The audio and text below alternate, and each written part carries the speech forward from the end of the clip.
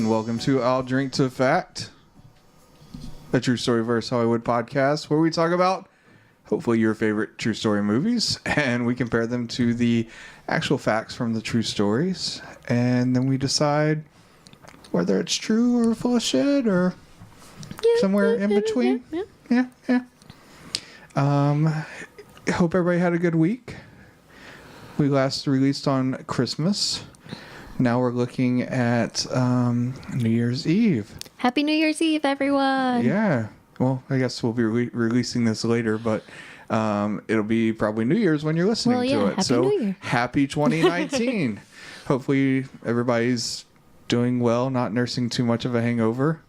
Still has all your hearing from fireworks and stuff. All your fingers. That's important.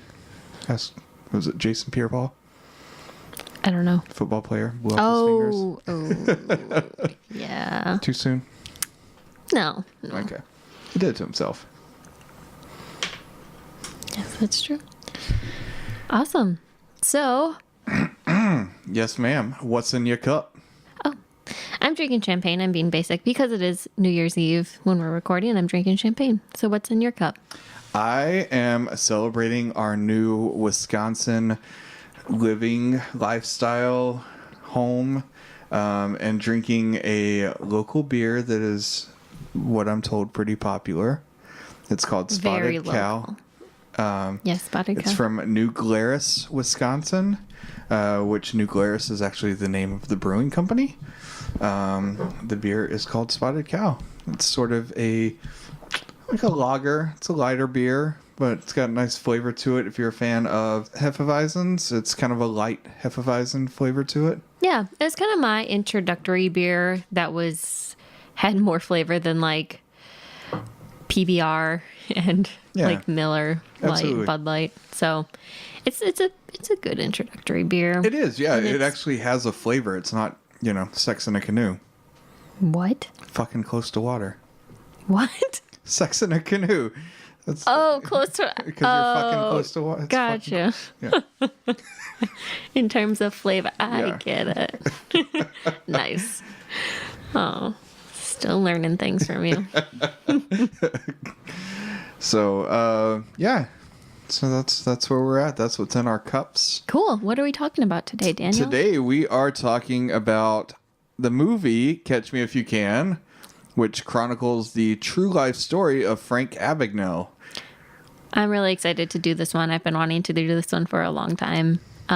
Just because I really enjoy the movie Catch Me If You Can, and it's one I've always wondered about. Because if you've seen the movie, it's kind of outrageous. So very, very, very. It's kind of reminds me of another movie starring Leonardo DiCaprio, Wolf of Wall Street. It's not as outrageous and over the top as that one, but kind of similar. Premise. I haven't seen that movie. I've seen it a couple times. It's good. I like it. Cool. It's funny. This is kind of random, but someone drew the parallel because Leonardo DiCaprio's in Wolf of Wall Street, and in that movie he's married to Margot Kidder. No, not Margot Kidder. He literally went back in time and shit. That's enough champagne for me. Margot Robbie, yes. And she was apparently on an old TV series called Pan Am. And it's funny because then the whole thing of Catch Me If You Can is he posted as a Pan Am pilot. So she was a Pan Am stewardess. So it was just kind of like a funny coincidental thing. Interesting. Yeah. So this week, I will be talking about the movie, and Katie will be sharing the true story with us. So let's get it kicking here. Yeah. So the movie came out December 25th, 2002, which it's pretty good timing because it's kind of like a Christmas movie. Well, that's one of the things that I will talk about later is like there's a running theme of Christmas throughout this movie. So it's almost like they really tried to make it a Christmas movie. Without being a Christmas movie. Yeah. I mean, it's kind of like Die Hard, I guess, the most Christmas movie that's not a Christmas movie. There you go. Also one that I have not seen. Oh, baby. I know. So, this was directed by Steven Spielberg. The runtime is 141 minutes, so 2.33 hours. Budget was $52 million. And the box office, it made $352 million, So it did fairly well. Yeah. Stars Leonardo DiCaprio, like we said. He plays the Frank Abagnale, the lead, the protagonist. Tom Hanks is in there. He plays Tom Hanks is there. He does stuff. Tom Hanks is Tom Hanks. So anyway, Tom Hanks plays an FBI agent who is the main antagonist of the movie. And then Christopher Walken's there. He plays Leonardo DiCaprio's father. Yep. So the plot of the movie is it takes place in what starts in 1963. The whole movie doesn't take place there. But Frank Abagnale Jr., which I call Frank's dad throughout the movie, but Frank is a junior, Frank's dad is the senior. Mm-hmm. Frank Abagnale lives in New Rochelle, New York with his father, Frank Sr., and his mother. One day his father takes Frank with him to the bank to get a business loan, but is denied due to unknown difficulties with the IRS. However, while he's at the bank, his dad displays kind of his method of sweet talking, and as they're headed to the bank, they have to get a suit, and he sweet talks this lady to open up her suit shop early, and just kind of shows a little, hey, this is kind of where he gets the little bit of confidence in him, I guess. Right. So anyway, after they leave the bank, unable to get the business loan due to the troubles with the IRS, they are forced to sell their house and move to a small apartment. Because of the move, Frank has to start at a new school. So it looks like Frank was going to maybe like a private school or something because of the jacket he's wearing has like a crest and stuff on it. So anyway, instead of dressing down for his public school, he still wears that, suit jacket. So on the first day, he gets like shoved in the hall by a bully. However, after making his way to his class, he realizes that the bully is in the class and also the teacher is absent. So he just takes it upon himself to write his name on the board and takes charge of the class, demands everybody gets in their seat, shuts up, and then he continues to just impersonate the teacher, even sending the actual sub home. Yep. Much to her dislike. And we can assume he was eventually caught because we were then shown like Frank's parents having a meeting with the school principal, to which Frank's dad just kind of commends him on it. I assume that the substitute was upset and went to the principal and was like, "You got someone to cover my class? Who you got covering my class?" And he was like, "No." So I bet that grumpy old lady turned him in. I got the feeling that he had actually been doing it for some time. Oh, that's true. Because he's like, he said, it's not a fact that he hasn't been absent. It's the fact that he has been, and he's planning a field trip to the French bread factory. That's right. You're right. So anyway, Frank's home life starts to unravel. Frank's mom definitely does not like the fact that they're living in this little apartment. Frank's dad is kind of unraveling because of his family's debt and the business failing on top of that. So Frank catches his mother with another man. And she tries to pay him off. The family debt continues. All of this starts to culminate into the divorce of his parents. And he comes home one day thinking that his mom's sleeping with another man. It's actually one of the divorce lawyers who's there. And they're like, "Oh, we're waiting for you in the other room." And they basically tell Frank "Hey, you've got to decide which one you want to live with." And they leave the room, and Frank decides, fuck it, and runs away. So, shortly before that, had been Frank's birthday, and his dad got him a checkbook with a bank account. Put $25 in the bank account, I think, or something. And okay. So anyway, could it possibly be $200? Maybe. Okay, that plays into the true story. So I was just wondering. It possibly could have. Okay. So using that checkbook that he got from his dad, he started to write checks to cover hotel stays. And then when he ran out of money, he started writing hot checks to cover his stay at hotels. He starts getting kicked out of places, but he continues his con. He doesn't go home. He just goes from place to place. And, it usually takes a couple of days before they realize that these checks are bouncing. And then he starts to try and cash some personal checks. And one of the people says, "Hey, we don't cash personal checks, but we do cash workplace checks." So he then sees an airline pilot getting kind of guffawed at, and googly-eyed at, and then decides that maybe he wants to try being a pilot. Maybe it's a way of being respected and cheating the system a little bit more. So he takes on the persona of a pilot, starts making fake Pan Am checks and cashing them, racking up a lot. Like, he continues this all over the country, eventually stealing over like $4 million, I believe it was. So in the process, he definitely attracted the attention of the FBI, particularly a bank fraud agent named Carl Hanratty, who is played by Tom Hanks. So Carl's on his tail, and he ends up falling to this hotel that he had given checks to. And the owner actually, I guess, had sent in the checks because he's like, hey, these are bouncing or whatever the case.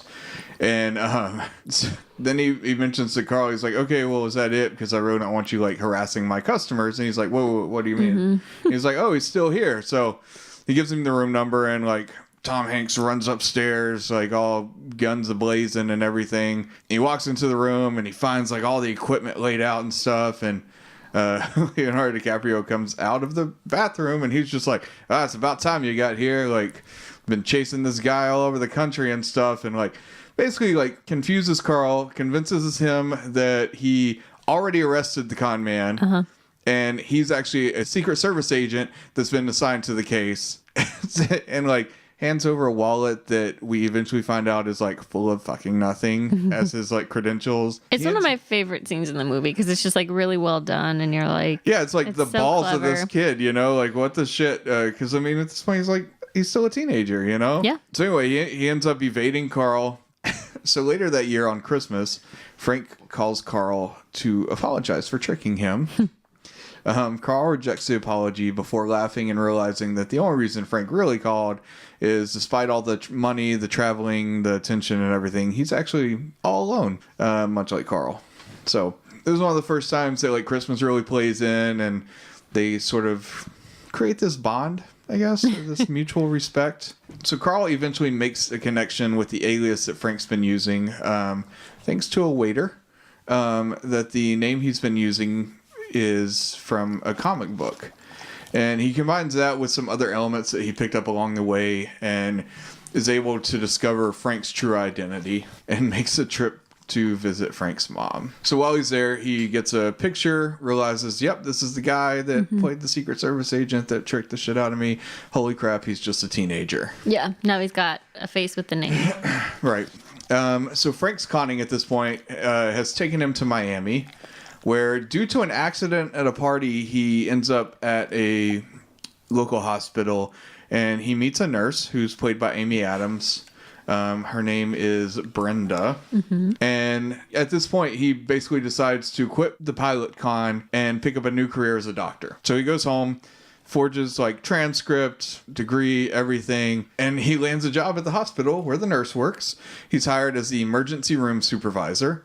And he manages to excel at this job by always avoiding having to perform any medical procedures. And it's like showed him like watching TV, and then he like, the doctors are like, do you concur? And he's like, I concur. And he's like, I concur. And then like the next day at the hospital, he just like walks up and they're like looking at something like, oh, that's a fucking broken leg. And he's like, do you concur? And they're like, do I concur about what? Like, what the shit are you talking about? It's a broken leg. It's you can see the bone sticking out of the skin. So, but somehow he's able to like pull it off because he's in charge. There's always another doctor there that he can make do the work. So eventually he falls for the nurse, and he decides he wants to marry this nurse. She's going to make an honest man out of him. Yeah. Yeah. However, there's some deal with her and her parents, and she hasn't seen them in a while or whatever. So he takes her home to New Orleans to ask for her father's hand in marriage. At this point, Carl catches on to the hospital thing, but it's too late now. He's already moved on. And then we see in New Orleans, Frank is meeting his future in-laws. Frank tells them that he used to practice law way back in the day. How convenient. Yeah, he's fucking 24 years old, and he's a doctor, a lawyer, and an airline pilot. You know? And he said he went to school at, I believe it was Berkeley. Berkeley, and her father actually went to Berkeley, so he like asks him, you know, like, oh, is, you know, this teacher still teaching there? And he was like, oh, sure as hell is. And he was like, her dad like kind of pulls one on him. She's like, oh, well, how's that dog he always had around, you know? And considering there's about 30 years difference between them, it was very wise. Like, he caught on and he was like, oh, that son of a bitch was dead, you know? Right. Like, imagine, like, he's like, oh, still fucking kicking. Like, right. Dude, you graduate 30 years later. Come on now. Well, I was afraid that, like, the teacher was going to be made up, because that would be, like, the easiest way to catch him in a lie. Right. And then I'm surprised he didn't try to cover his tracks more and be like, oh, well, he wasn't on the faculty by the time I was there. Because, yeah, there should be some significant difference between them, so it wouldn't be out of the realm for him to be like, oh, yeah, he wasn't at Berkeley anymore. So I was like, oh, he's going to get caught. Right. I mean, he did say, like, old so-and-so, so, like, I guess almost kind of, like, portraying that there had been a year change, you know? Well, but, yeah. I mean, you know, fuck, for all we know, when his dad was there, it could have been, or her dad was there, he could have been in his 70s, you know? So now you got some 100-year-old guy. Yeah. So anyway, so Frank decides that he wants to practice law, and Brenda, his soon-to-be wife, says, hey, maybe you can work for Daddy's firm. Mm-hmm. And he's like, well, I'm always looking for, you know, such and such or whatever. So Frank ends up taking the bar exam in Louisiana and passes it, and then he goes to work for Daddy's firm, whatever its name was. And then he's shown in the courtroom for his first case making a complete fool out of himself, which I thought was just awesome. Right, because he was getting everything he knew from, like, television and movies, and yeah. And it was like a preliminary hearing. Yeah, and the he's judge like is like giving like a closing statement and shit. Yep, the judge is like, there is no jury. Yeah, he's addressing the jury and it's literally just the judge there. So at a later date, we see Carl arriving in New Orleans and approaching a property with a team of agents. Dun, dun, dun. Yep. And they're crouching in, going between the trees, the bushes, and all that shit. They've arrived on the night of Frank's engagement party. So I guess Frank somehow gets like wind of what's going on, and he pulls Brenda aside, and he tells her that they have to leave. He confesses everything to her. I'm not really a lawyer. I'm not really a doctor. I'm not really a pilot. Mm-hmm.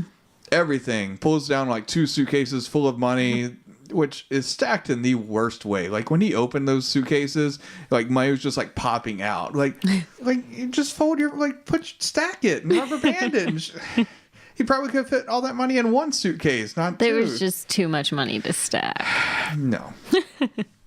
That's a teenager with too much money. That's a director's film choice. So look at all this money flying everywhere. So he gives Brenda some money and gives her instructions to meet him at Miami International Airport in 2 days. And then he crawls out the window and disappears into the night. 2 days later, Frank is at the airport waiting when Brenda arrives. However, he notices that she is not alone. The FBI is with her. Frank then devises a plan to leave the States. He's not going to have Brenda with him because she's already kind of turned informant or whatever the case, or the FBI's got their claws into her. Right.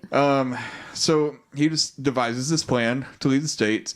He calls all the local universities and tells them that Pan Am is starting a stewardess flight program for like the summer.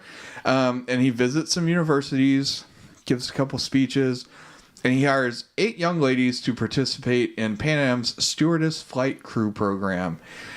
Frank then uses the 8 stewardesses as distraction to walk through the heavily policed airport, which I feel like it would only work in a movie. Right. It was literally like all the FBI agents were blinded by these young hot stewardesses and like not paying attention to the captain. Up front? Yeah. Right. Like, and did they not pay attention to the fact that, like, I'm sure somewhere somebody was posting, hey, come by this auditorium later tonight for Pan Am. This, you know, like the FBI is not picking up on that. Yeah, I don't know. It seemed like, didn't he call the universities and it was like that night or like the next day? I think it was very short notice, which I think he probably did on purpose so that it wasn't like plastered everywhere. Fair enough, but it just seems like such a... I know, it's a movie. Such a grandiose plan. Some could have been gone differently. So anyway, he also, besides using the 8 stewardesses as distraction as they walk in a circle around him, he also pays a driver to dress in a Pan Am pilot uniform, which draws Carl's attention, which is funny because Carl runs out there with the rest of the FBI, and the guy's like, oh, some guy paid me $100 to do this, and they're like, he's like, oh, who you here picking up? And like he shows like a sign that says Carl Hanratty. Well, it's almost like a fuck you to him. Right, and it's funny because his name is misspelled too on the sign. Yes. It's Handratty. Handratty.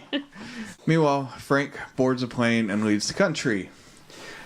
We find out basically that he's flying around the world, continuing his cons. Carl has a meeting at one point where he lists off all the countries that he's been to, like Argentina and Bolivia, France, Spain, your mama's house, everywhere. Just tell your mama insult to all of our listeners. Sorry. So Carl continues to track him and watches as Frank's forgery also gets better and better. Eventually becoming even undetectable to the company that he is defrauding. Like, Pan Am isn't able to recognize the difference between their checks and his checks, which is just crazy. Was that when they showed Carl Hanratty talking to the check printer guys, or was that a different time? Okay, yeah. So he went to the company that was actually printing the checks, and they were like, yeah, this is... Yeah, they couldn't tell the difference. Yeah, at all. And then he ends up meeting with some other guys because apparently it's only printed on like this one type of printer that like there's only like 3 in the world or something. Lucky break. Right. All too convenient. And one of them happens to be in this little bitty town that his mom is from in France. like how the coincidences just don't stop. So Carl finally tracks Frank down to the small village in France that Frank's mom is from. And Carl confronts Frank and gets him to surrender. Then the French police come rushing in, guns drawn and everything. And they take Frank into custody. And Carl swears that he's going to get him extradited, that he won't just rot in one of their prisons. So after 4 years of rotting in one of their prisons, Frank is able to get him extradited. He seriously comes back over. And it's where the movie opens up. The movie opens up to him them showing him as like a prisoner. He's got long hair. He's in bad form. He's not looking good at all. He's in this little dirty jail cell. And Carl gets Frank on a plane headed back to the States. And Frank keeps asking Carl to talk to his dad, to call his dad. And once he has Frank on the plane, he lets him know that like his dad actually had died while he was in prison over there. So Frank says, hey, I've got to go to the bathroom. I'm going to be sick. And then at some point he escapes through some little porthole in the floor. And as the plane's landing, he kind of rolls out the landing gear area and is running on the... Yeah, so apparently he had like unscrewed the panel that the toilet is... The panel in front of the toilet, and apparently he crawled Shawshank Redemption style through the toilet to escape. That's crazy. So Carl tracks Frank down to his mother's house. He was standing outside the window, just kind of watching in, and Carl apprehends him. Frank gets sentenced to 12 years in Atlanta maximum security prison. Carl continues to visit Frank on Christmas, just to, I guess, keep up with their Christmas talks and keep up with the Christmas theme here. In one of their Christmas visits, Carl says that he's heading out on another case, and Frank asks if he can look at the check. And he shows it to him, and Frank helps him with the case, and helps him solve the case. So Carl gets the idea to see if the FBI can get Frank out of prison if he agrees to work for them in the bank fraud department, which he agrees to, and begins to put his skills to good for the FBI. So on the Christmas weekend the following year, here we are with Christmas again. Mm-hmm. Always Christmas in this movie. Right. Even when they found him in his mother's yard, I think it was Christmas. Yeah. Because there was a Christmas tree and Christmas lights. Yep. Snow. Yep. It was picturesque Christmas. So Christmas weekend, everybody's talking about going on vacation and stuff like that. Carl says he's going to Chicago to see his wife and kid, or ex-wife and kid. And Carl follows Frank. Frank basically is dressed in his Pan Am pilot uniform, and he's going to leave the country and restart his con, I guess. So Carl and Frank have a very touching conversation, I guess, maybe, or he's just kind of like, hey, I thought you had got past this, right. I'm not going to stop you, but I will eventually catch you. And when I do, they're going to put you in life, in prison for 50 years. And he was just like, but like I said, I'm not going to stop you. I just hope that you're going to be at work on Monday, Right. So Monday comes around. Frank's not there. They're having meetings, and you definitely see the like upset worry, I guess, in Carl's face as he's kind of let down. Yeah, because he sponsored right his release. Exactly. He put his life or his nose out there. And then, later in the day, Frank shows up and just in time to help with a case and stuff like that, showing that he has changed his life, I guess. His flight got in late that day because the pilot was him. And he didn't know how to fly. He was still looking for the fucking jump seat.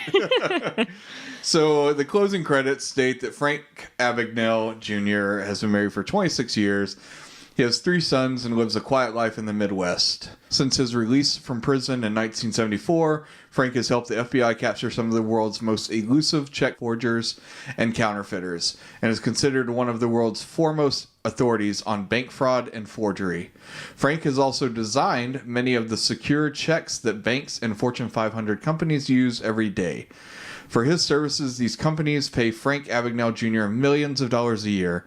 Frank and Carl remain close friends to this day.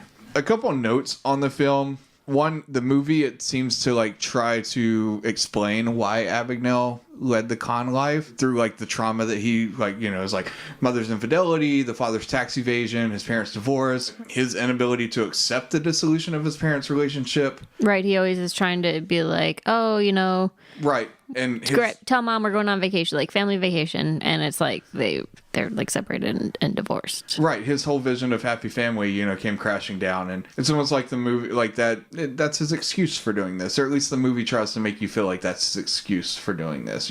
Like a justification. Yeah, almost, okay. or maybe not even an excuse, like just to explain how this all came to be. Right. Also in the movie, it's portrayed that his father owned a stationery shop, which may have attributed to Abagnale's knowledge and affinity for like check fraud.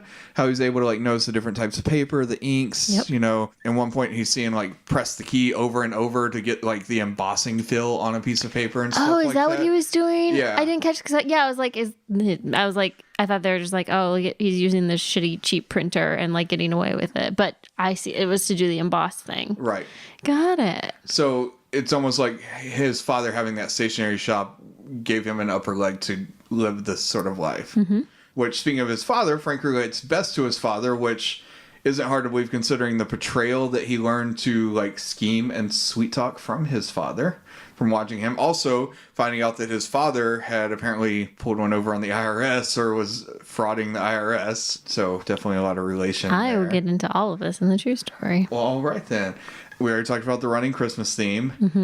It was rated PG-13, which I didn't cover at the beginning, which means there was allowed to be one fuck given, and the word or the action. The word fuck can be said once in a PG-13. Okay. And it was when Tom Hanks delivered a joke at the beginning. He was accused of not being funny or not having humor. And he's like, "Okay, I got a joke for you." He's like, "Knock knock," and they're like, "Who's there?" He's like, "Fuck you." That's the one fuck that was given in the movie. That's funny. It was great. Steven Spielberg is like, well, worth a PG-13 rating. Nailed it. It's almost like in Be Cool, the sequel to Get Shorty. John Travolta is talking about how in PG-13 movies you can say F words once, and he's like, you know what I say to that? Fuck that. And it's a PG-13 movie. Oh, that's funny. So. That's awesome. And then the last thing I wanted to talk about this movie was Martin Sheen's teeth in the movie. Right. What is up with Martin Sheen's teeth? If you haven't watched the movie, watch the movie and pay attention. Like, Martin Sheen has this, like, they're clearly like add-on fake dentures, but they're just like white and huge. And have you ever seen the episode? Yes, Friends. Totally. When he gets his teeth whitened. Yes, that's what it looks like. Absolutely. And it was. I don't know why. Yeah, it was and like I don't know why. Yeah, I don't either. It made no like it. Yep. It reminded me of Monster because Charlize Theron had to wear like teeth, but she was denture caps. But exactly, she was trying to portray and look like a real person, and she looked like a real person. And I'm pretty sure. So I'm just gonna say, I'm pretty sure Martin Sheen's character wasn't based on a real person. So it's like there was no point in him wearing like these capped denture. Well, I don't know. They're fucking horrible. I don't know. It's all I could look at when he was in the scenes. It was like a car wreck. Oh, it was so bad. Right. So, anyway, that's all I've got for the movie. It's a really good movie. It's fun to watch. Yeah. Yeah, you said it was over 2 hours, and it doesn't feel like it. It doesn't feel like it. It's a fun movie to watch. I mean, it's essentially a chase movie without cars, you know? Definitely, yeah. Like, it's a cat and mouse movie. Yeah. But with the added bonus, that's based on a true story. Yep. And DiCaprio was good. Not good enough for an Oscar. Not good enough for an Oscar. He had to eat buffalo for that to happen. But he does really well because honestly, up to this point, most of DiCaprio's roles had been like brooding, sort of darker roles. Okay. And he's very, let's say, bubbly in this movie. He's very charismatic, confident, yeah. To go along with being a con man. I had a note here that I saw. He was portrayed as a young man who succeeds at his incredible impersonations by the simple device of never seeming to try very hard. Yeah. And I was like, yeah, that's pretty accurate. Mm-hmm. So, anyway, really good movie. Yeah, which is probably how he got away with it. So, what do you have for us on the true story side? I've got so much. Also, I just first want to say I'm surprised you didn't talk about Frank Abagnale Jr.'s cameo in the movie. Do you want to talk about that real quick? Yeah, I can do that real quick. I'm cool. sorry. No, that's cool. Kind of breezed right past that. You actually pointed it out to me while we were watching, and I thought that was really cool. Sorry. So when the French police rush in after Carl has handcuffed Frank Jr. In the movie's portrayal of Frank Jr. Mm-hmm. The first French police officer that comes up and takes custody of movie Frank is actual Frank. Yeah. Actual Frank Jr. plays a French policeman in the movie, so he got a nice little cameo in there. Yep. I don't think he has any speaking lines. He says I forget what he says. It's forgettable, but clearly. Yeah, he has like a small line of like, get over here or something, you know, in like a probably horrible French accent. But, I mean, who knows? He is a con man, so maybe he has a great French accent. I mean, his mom was French, and she was in real life, so. This is true. Okay. Hit me with it. All right. So, the screenplay for this movie was based upon the book by the same name by Frank Abagnale Jr. and Stan Redding, which was published in 1980. Which I thought was interesting. Another thing about the movie rights, I guess not really important, but just kind of an interesting fact is I'm pretty sure the movie rights to this book were sold the year it came out or shortly thereafter. Yeah, I remember you saying something about that. Yeah, and they had actually been passed around quite a bit before landing at DreamWorks and Steven Spielberg deciding to direct it. And 22 years later, it was made into a movie. Anyway, on to Frank Abagnale's life. So Frank Abagnale Jr. was born on April 27th, 1948 to Paulette and Frank Abagnale Sr., and he is the third of 4 children, not an only child, as he was portrayed in the movie. And his parents actually separated when he was 12 years old and divorced when he was 16. So another kind of difference is that the movie kind of showed, like, very abruptly, his parents were kind of like, you know, they were happy and in love until, like, very abruptly when they moved into the apartment when he was 16, they just kind of suddenly split. Well, in real life, it doesn't really look like that was the case. Okay. But kind of as you were alluding to, his parents' divorce did have a really negative effect on him. So he ended up running away from home at age 16 with only $200 in his checking account, and he had to learn how to support himself. He said, quote, "I had to grow up very quickly and become very creative in order to survive. But what started out as survival became more and more of a game. I was an opportunist, so when I saw an opening, I asked myself, could I get away with that? Then there was the satisfaction of actually getting away with it. The more I got away with, the more of a game it became. A game I knew I would ultimately lose, but a game I was going to have fun playing until I did." I was also watching an interview with Frank Abagnale Jr., and, you know, he was saying he never, like, plotted or planned anything out. Like you were saying, he was like a con man without really trying. Well, it's like that's kind of how it was in real life. He just walked up to a check counter and tried to cash a check. He said he never thought of, you know, what if they don't. Exactly. Yeah. He's like, I never thought about that. And I would just deal with things as they came. So interesting. Mm-hmm. This wasn't portrayed in the movie, but I kind of wanted to talk about it. And I kind of thought it was had an impact on his life. But Frank Abagnale's first con was actually performed on his father. So when he was 15 years old, his father had given him a gasoline credit card, But Frank would buy things like tires and batteries and other things that he could return to the gas station and get the cash. So I don't know how long this went on for, but at the end of it, his father got a bill for $3,400. And as it was kind of portrayed in the movie that Frank Sr., like you said, was kind of the one who, I don't want to say inspired, but Frank Jr. kind of learned his tricks from his father. And I don't think that was the case in real life. Frank Jr. said his father was like a very honest man and a very upstanding man. And I don't think he really inspired his cons the way as it was showed in the movie. So Abagnale started supporting himself by writing bad checks, and he would eventually open more and more bank accounts in order to write more and more checks, basically bad checks against himself. And this could only last for so long before people would start catching on to him. Right. Like the bankers would catch on to him and recognize him. So he realized that he could get away with writing more bad checks if he presented himself in this respectable position. So much like as portrayed in the movie, he saw an airline pilot being surrounded by like stewardesses and people, recognizing him and talking to him, the pilot that is. And so he decided that airline pilots were held in such high regard. So he got his hands on a pilot's uniform, much as he did in the movie. He called up Pan Am, posing as a pilot who had lost his uniform, and said, "Where can I get a replacement? I lost it while it was sent for dry cleaning." They're like, "This happens all the time." And he got a uniform and charged it to a fake employee ID. He also created a fake pilot's license and FAA license, and he learned as much as he could about being a pilot to fake his way through it. Even like portrayed in the movie, posing as a high schooler, writing an article for a school paper. So I thought that was interesting.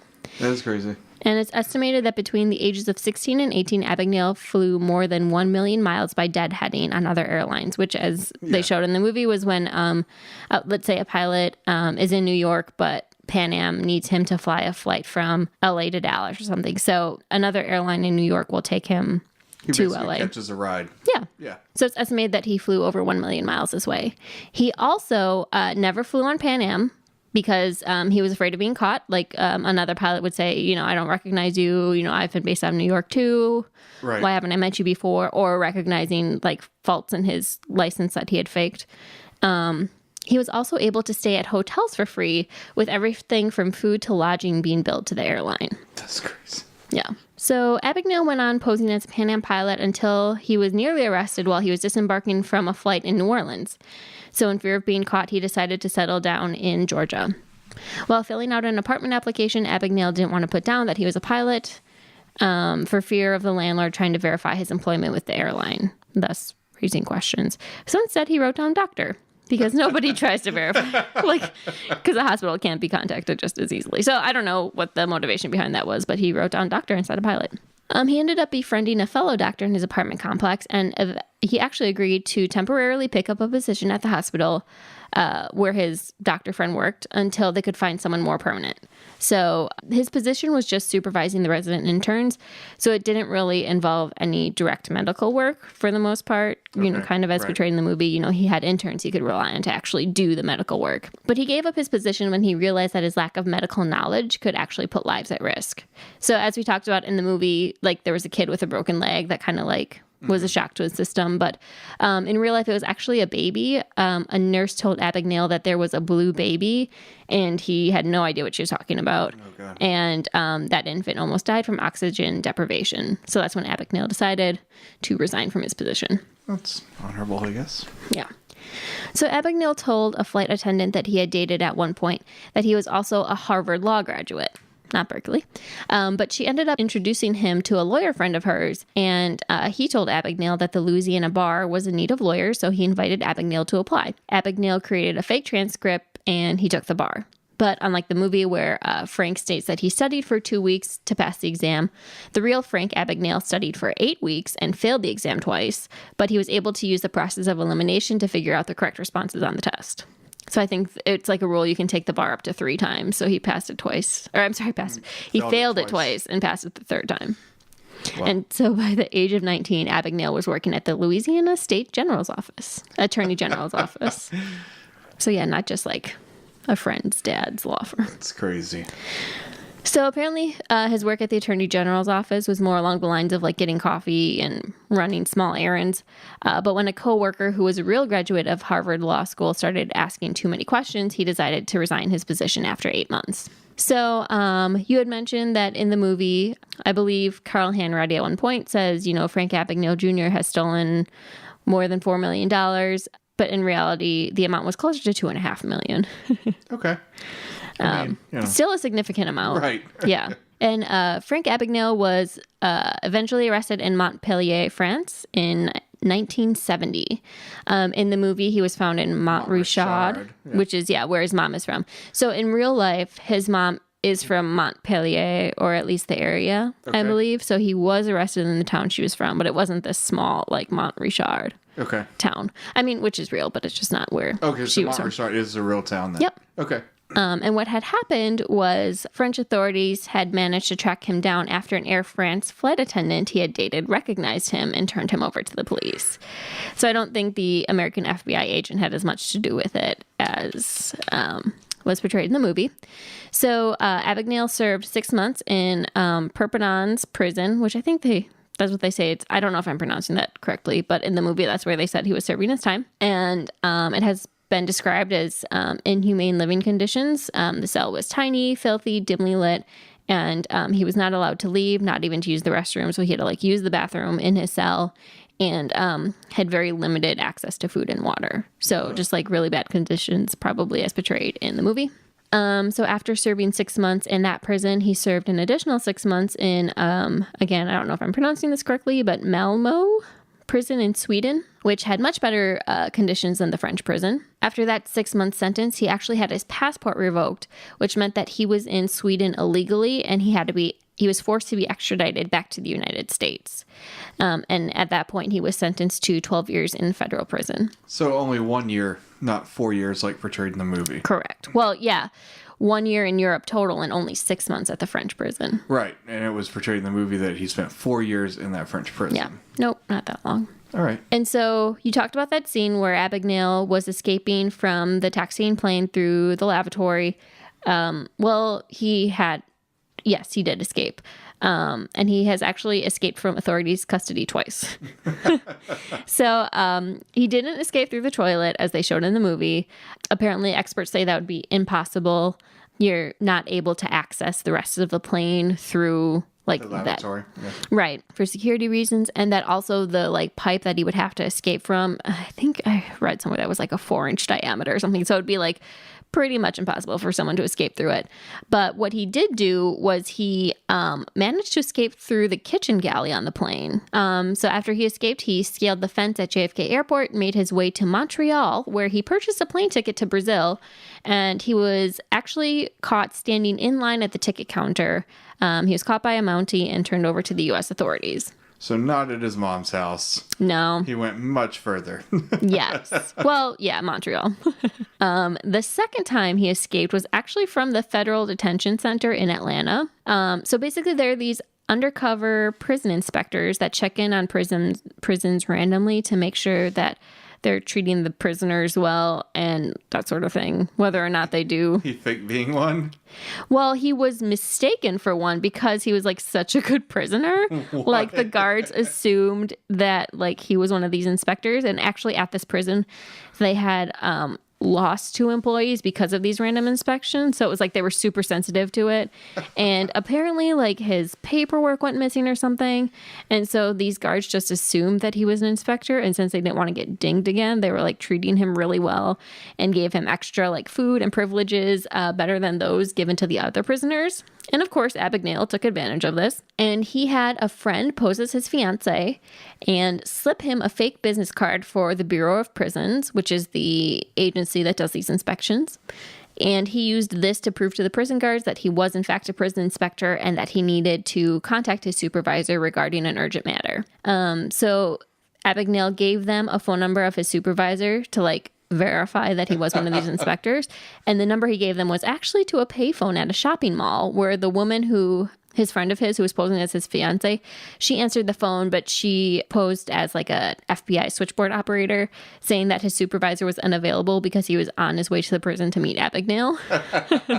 So the guards allowed Abagnale to meet with his supervisor in an unmarked car outside of the detention center. So they basically let him walk out the door. Jesus Christ. That woman picked him up and drove him to an Atlanta bus station where he made his way up to Washington, D.C. And again, I think he was trying to get down to Brazil, but he was picked up a few weeks later when he inadvertently walked past an unmarked car containing 2 police officers in Washington, D.C. Jesus. So I can't even imagine like having this, just like this complex plan to like get out of the detention center only to be picked up because you walked in front of an unmarked police car. Like, that's insane. No. So Frank Abagnale, once he was back in the detention center, he served just under 5 years of his 12-year sentence when he struck a deal with the federal government, like it was portrayed in the movie. He was required to help the federal authorities without pay, and he had to sign in once a week. Since he didn't want to return to his family in New York, he let the court decide where he would serve his parole, and the court chose Texas. So between his criminal past and just kind of being unsatisfied in his work, Abagnale had a lot of trouble finding a job after being released from the federal prison. So he decided to approach a bank and offer to help to teach them about and prevent fraud and scams, much like the ones he committed. He said that if they didn't learn anything from him, they wouldn't owe him anything. But if they did, they would only have to pay him $50 and agree to pass his name along to other banks to help them do the same. So thus, Frank Abagnale began his career as a security consultant. He founded Abagnale & Associates in Tulsa, Oklahoma, and continues to work with the FBI and many other institutions across the U.S. Very cool. Yeah. And yes, like it said at the end of the movie, Abagnale remained close with the FBI agent who trailed him for many years and was instrumental in arranging the deal so Abagnale could be released from prison.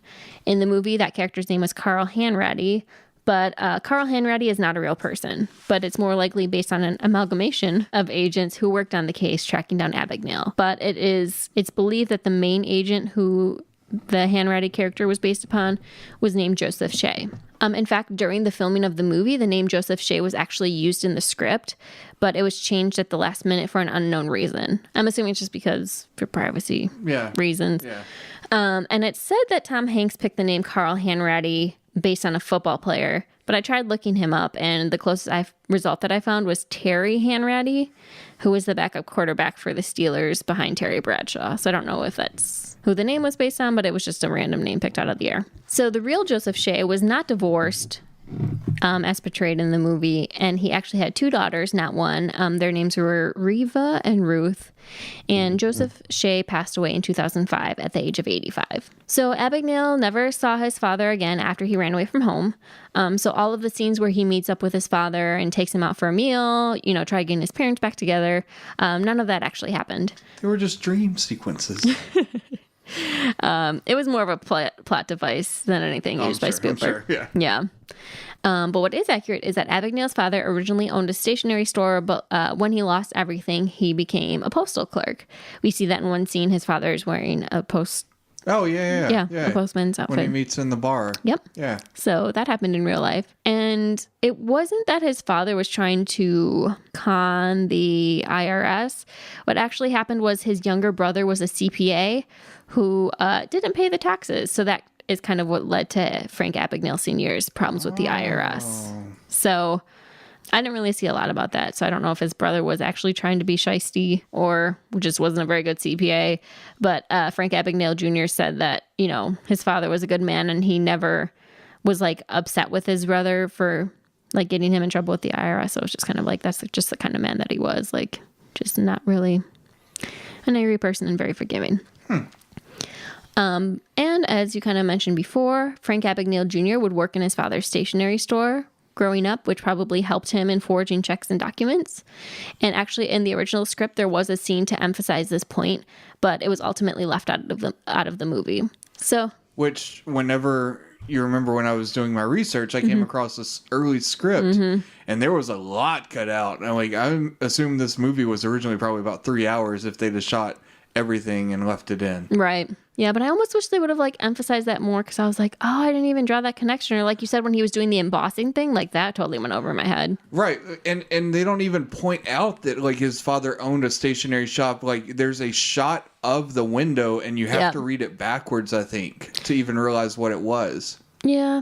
Yeah, because, well, it's called Abagnale Stationery. And in real life, the store was called Gramercy's Stationery Store. But yeah, they don't say like, they never say, oh, Frank Abagnale Sr. owned a stationery store. It's just kind of implied. Yeah, it's like a pan past the window. Yep. And if you don't see it, you don't see it, and you would never, ever know. Yep, exactly. So Frank Abagnale Sr. Didn't die as portrayed in the movie. His father died in 1971 after Frank had been already captured and in federal prison. So Frank Jr. was denied bereavement leave in order to attend his father's funeral, which was rare, but it's probably because he was such a high flight risk. So he wasn't, he didn't die and find out on the airport as portrayed in the movie. Also, Abagnale's mother never remarried, as it was also shown in the movie. Okay. And you didn't talk about this, but the opening scene of the movie shows Frank Abagnale Jr. appearing on an episode of To Tell the Truth. Oh, yeah. Sorry. I forgot about that. Yeah. Well, that really did happen. And you can find the episode out there, which is kind of cool. So Frank Abagnale Jr. appeared on that episode of To Tell the Truth in 1977 while he was still serving his parole. In the movie, they show like 3 different pilots, like saying, I'm Frank William Abagnale Jr., blah, blah, blah. If you're familiar with the show, it's a game show in the 1970s where basically 3 imposters come up and try to convince the panel that they are the real person, and they win money if they're able to fool the panel. So in the movie, they show like 3 pilots standing up there and trying to convince the panel that they're Frank Abagnale Jr., and then it kind of like blends into, his story, and it starts with... Right. Yeah. But I thought it was funny after researching the true story. I thought the first pilot in the movie looked a lot like the real Frank Abagnale on the episode. So if you watch the movie, go watch the clip of To Tell the Truth from the 70s. It's really interesting. And in the real clip, they weren't all dressed as pilots. One was dressed as a doctor and one was dressed as like a prisoner. But I believe the first question on the episode in real life is the question they ask in the movie. And then the character says the same line as the person from the game show. And then the second question in the movie, she asks Leonardo DiCaprio, Mabel's playing with her toy. She asked him, who caught you? And then he said it was an agent by the name of Carl Hanratty, and that's how he goes into the story. But on the real game show, none of the panelists asked him who caught him. But okay. They did end up fooling the panel. They didn't guess who was the real Frank Abagnale. So well, right, it was just really interesting to see. So as I mentioned, the screenplay for this movie was based on a book written by Frank Abagnale Jr. And this was one thing I wondered. So it's like the movie is based on a book who was written by a con man who's telling about all the things that he did, about all the lies that he told. And so I've always kind of wondered, like, how true is the book that this movie is based upon? Yeah. So I just wanted to point out in doing my research, the book is prefaced with the following statement. This book is based on the true life exploits of Frank Abagnale. To protect the right of those whose paths have crossed the authors, all the characters and some of the events have been altered, and all names, dates, and places have been changed. So, before the book was released, Abagnale had already garnered a lot of media attention. He appeared on late night talk shows in the late 70s, such as Johnny Carson. As I said, he appeared on an episode of To Tell the Truth, and he was speaking publicly around the country. In 1978, so 2 years before his book came out, a writer at the San Francisco Chronicle tried to verify some of his claims, and when listening to Frank speak at a seminar, the Chronicle writer said that he was unable to verify his story at various banks, schools, hospitals, and other establishments. To which Frank responded, well, of course they wouldn't admit to it because they'd be too embarrassed that they were conned by this teenager. But he later claimed a few years later that at that point when he was like telling the stories that he had already changed the names of the institutions. So yeah, it's like how much of this you can't prove that any of it's true, I guess. Exactly. So in a 2002 article by the LA Times, there's a quote from Abagnale that says, I felt the movie was more accurate than the book. Which I find funny because he literally wrote the book on his life, and he's saying that Steven Spielberg made it more accurate than the book. Anyway, but he says, but in the final analysis, only I really know. I hope someday people will judge me on how I spent the last 25 years of my life and not on a few as a teenager. So, as I said, Abagnale, he's now helping with a lot of bank security and things like that. And so he wants to be more remembered for his contributions, not his kind of rough few years as a con man. Cool. Which, fair enough, he did his time a little bit, I guess, but then... Yeah. In an interview in 2015, though, Abagnale said the movie was, quote, about 80% accurate. But it's more accurate than his book. So how accurate is the book? Right. So that's it. That's the story of Frank Abagnale. But interesting. And so the summary at the end of the movie, I think it's pretty accurate. He's been married to the same woman. He met her in Texas while he was serving his parole. They were living in Tulsa, Oklahoma, which the movie said the Midwest. I don't know if I consider Oklahoma the Midwest. Okay. But they now live in South Carolina. Okay. So they had 3 sons, one of which works for the FBI now. Cool. Which I thought was interesting. Is his name Carl Hanratty? No, I don't think so. Well, that's cool. I mean, I guess it's hard to really say how much of it is true. I mean, the research definitely shows that the majority of the movie is true. Mm-hmm. However, most of the research is based off of, Right. Exactly. A confidence man's life, know? So, I don't know. I guess this one's a hard one to say whether it's true or not. But we have the number from Abagnale himself, and he said it's 80% accurate. Okay, well, there we go. I guess we'll just go with Mr. Frank Abagnale Jr. on this one. It's definitely an interesting story and a really good movie, whether it's true or not. Absolutely. I enjoy the movie. And, and now he's using his talents for good, Right. So, that's a good thing. And it's definitely helped out with security measures a lot. Yeah. I was reading an article. It was really interesting. It was fairly recent, within the past couple of years. I want to say it was through Wired. But someone had asked him if he thinks that it would be easier now to pull off the cons that he did than he did, 40 some years ago. And he said, yes, he thinks it'd be easier now. And I'm like, really? With internet and background checks and right? Now you scan everything instead of just looking at a license. But then he was talking about how we have things like Photoshop, and you can easily Photoshop a paycheck to look like, you can just Google an image of that's true. American Airlines paycheck and then Google their logo and just paste it onto a paycheck, and that's not printed on the same paper as it was years ago. It's all basic printer paper you can buy from an office supply store. So yeah, but I guess the other side of that coin is everybody has that ability now too, though.